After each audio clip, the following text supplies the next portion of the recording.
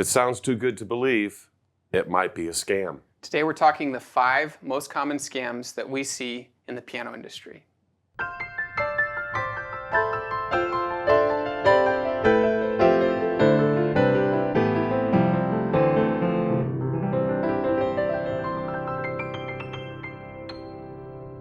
Hi, this is Ted with Alamo Music Center in beautiful downtown San Antonio, Texas. I'm Patrick Marr. You can find us online at alamomusic.com.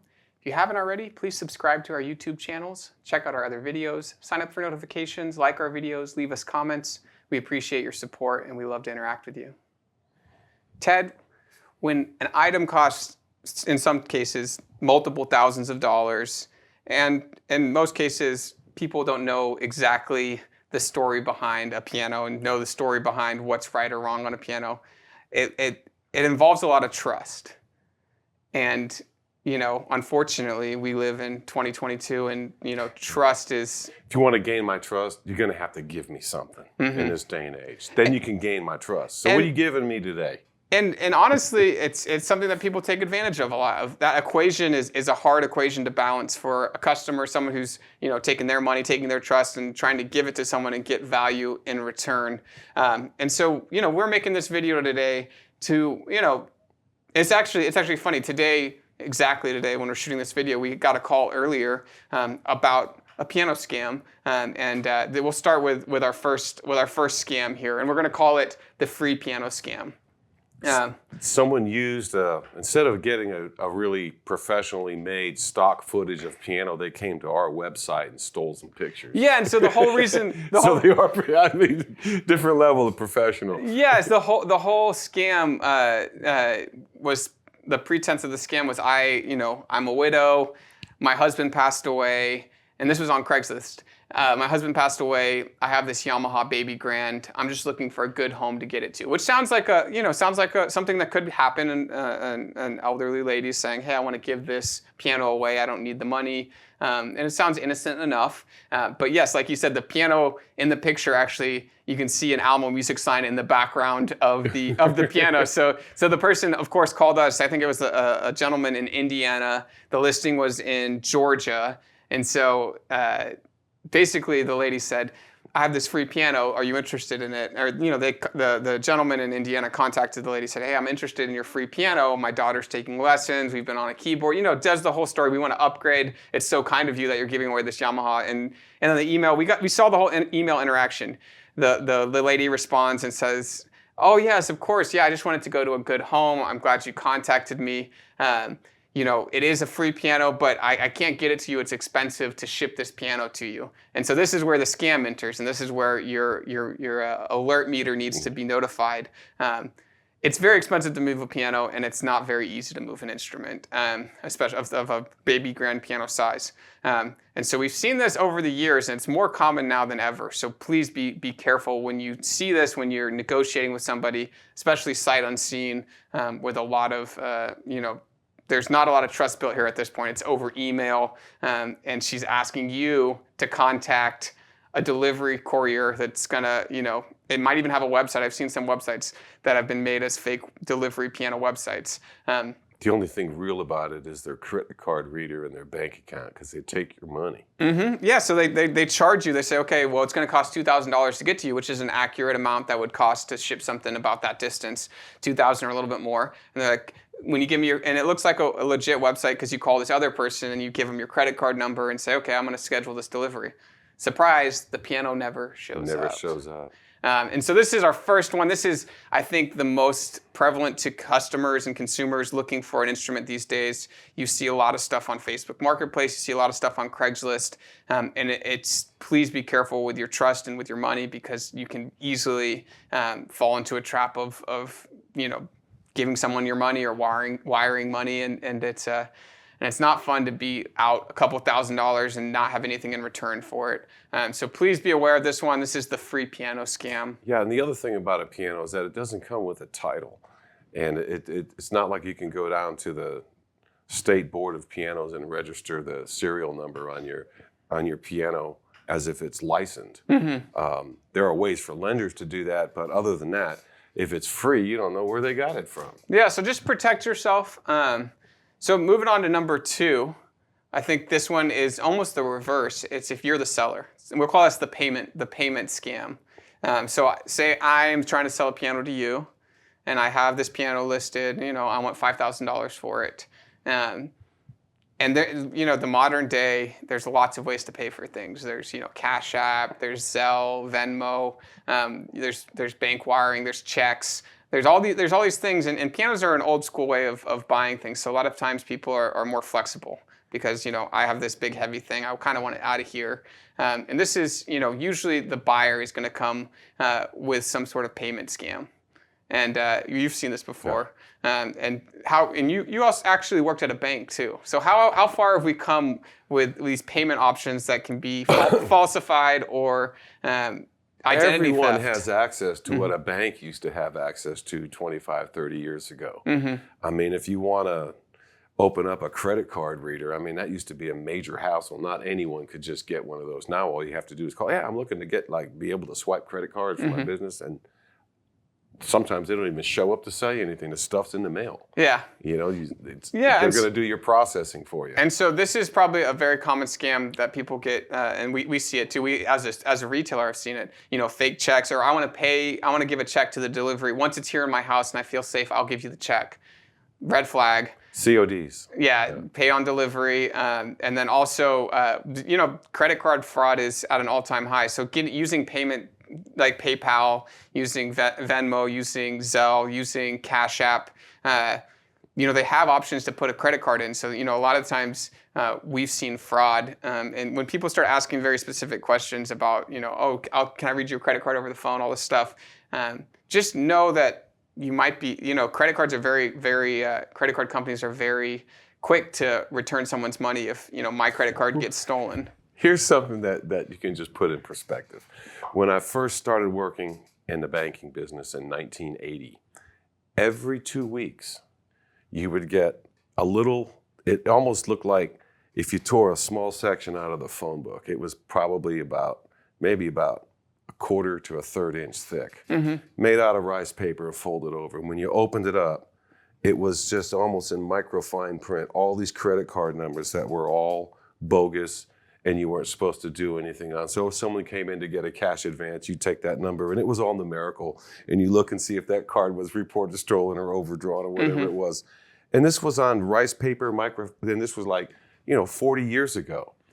And you look at it now, and it's like everyone has access to all this stuff. Plus, it's all over the internet. So must be millions and billions of cards and numbers out there that are just floating around. Yeah, and in this case, it's good to get like an identification with the card that you're running, so make sure they match up, make sure the delivery address on the identification card matches. So there's ways to protect yourself, but even sometimes you still expose yourself to credit fraud and taking a payment that you get deducted from later because, hey, you didn't check this. And so there's ways to protect yourself with PayPal as a seller, but just be wary that a lot of times fake checks are not the only form of fraud with payment.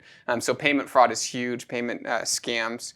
But moving on to the next one, you had a good one that you had seen multiple times over the years, the technician scam. Oh yeah, technicians. I don't know that this is really all that big, but years and years ago, I'd say about 30 years ago, there was a scam where a lot of these technicians would come into your house to tune a piano, and they would come highly recommended because you've got to be careful who you let in your house. And they come in and they tune the piano, and they notice the situation in the household and that the piano is kind of old. And have you ever thought of upgrading the piano?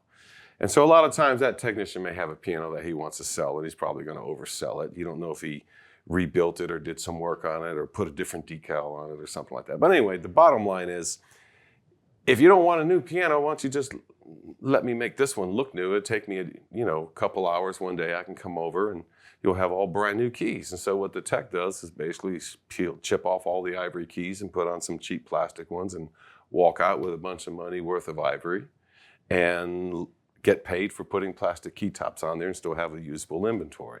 So that used to be a really big scam back when there was value in ivory, when people were carving it and doing all that. But now, if you fool with anything that has to do with ivory, it's a federal offense. It's a federal offense. So that kind of put an end to those kind of scams. Yeah, so it's not, and so I think of the modern day with cars right now, people are stealing the Cadillac converters. Right. And it's like taking the most valuable part out of the thing. There's not a huge For the resource. Yeah, there's not a huge, especially in modern pianos. There's not a huge concern on this, but vintage, beautiful instruments that have ivory keys and have something that's historical about it. I can't remember which piano company it was, but just it seemed like within the last 10 years they had a number of pianos that were confiscated because they ordered some older vintage type instruments and had them imported. Yeah. And they violated the ivory importation laws. Yeah, and moving over the border. So the pianos were seized, and these weren't cheap old keyboards with ivory tops. These were like vintage Steinway. Vintage Steinways, Bosendorfers, and I think they even had some other, like a Bluthner and Bechsteins. They had some really high-end European pianos that were old vintage instruments. Yeah, and so sometimes there's a lot of value in parts of the instrument, and being, be wary. I've heard of fall boards being stolen. I'm gonna go get this fall board fixed. I'm gonna take it with me. Disappearing with it. The key tops, the ivory. Music desks. So just being careful about who you trust, who you let into your house. But technicians, make sure you find a reputable one. Maybe ask a piano store for someone to come by. But just be careful on the information that they're giving you. There's opportunities because you are in a position of vulnerability as I don't know a lot about this instrument. Can you help me with it? And so you don't want to, miss out on something that's valuable about your instrument, or them trying to convince you that, your piano's not worth anything. You should trade it in. So just be careful with the information you receive. We always ask, for oh, you got a technician, check it out. We're going to also send a technician, getting a second opinion. There's ways to kind of protect yourself from being, ultimately too vulnerable in this situation. I also wanted to talk about DECAL, the DECAL scam, because it's kind of along these lines. But Steinway recently filed, I think they filed a cease and desist order on all manufacturers of decals. Yeah, on the Steinway name, because Steinway in itself is one of the more valuable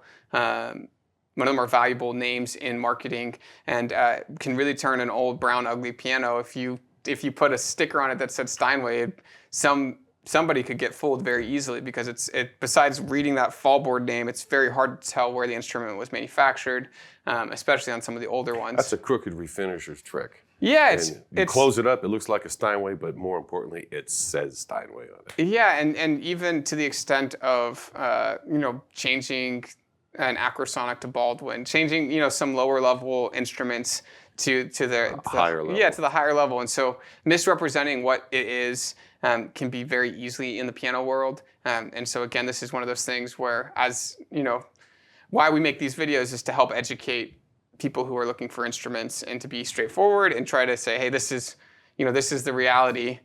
Know what you're getting, know the quality of it, and know where the actual value is, because you can pay a lot for a Steinway that's not good, or you can pay a lot for an old brown piano that says Steinway on it that is no good too. And it's all a perception of what's your return on it. Is it having something beautiful in your house? Is it playing it? What are you actually looking for in this transaction? So be aware that decals are something that over the years have been used a lot in refinishing, and it's not that hard to make something more than just a stencil piano. Mm-hmm. It could be deliberately something other. Yeah, so just that is something to be wary of. The last one I'm going to talk about, this one is more, I guess we as a piano dealer have experienced this, and this is I'm going to refer to it as an insurance scam. Oh, there's always those. And so it's really bizarre. Have you seen this before? I know there's a couple different ways where they use their homeowners insurance and property owners insurance to try to corner. Run it by me. Let's see well, how I it mean, this is just we've done a lot of work before, and it's usually has to do when the insurance company isn't directly corresponding with you. It's usually there's customer A who has a liaison that communicates between the customer and the insurance company who wants to communicate with us.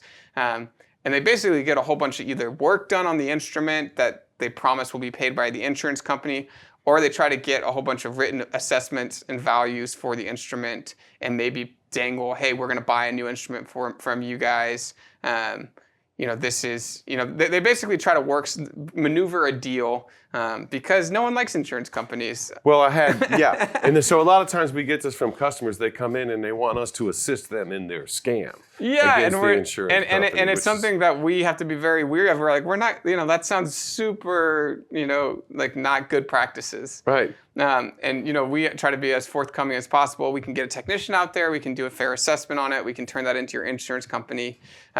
But a lot of the times when there's this many parties involved and sometimes large sums of money, of replacement values, we went through a lot of this when the hurricane hit the Gulf Coast, and it didn't just hit Houston area, it came all the way here to close to San Antonio. So a lot of churches, a lot of institutions had completely ruined 7-foot, 6-foot pianos that needed to be replaced. And we really helped these people find new instruments, put them there, get insurance claims filed, all this stuff.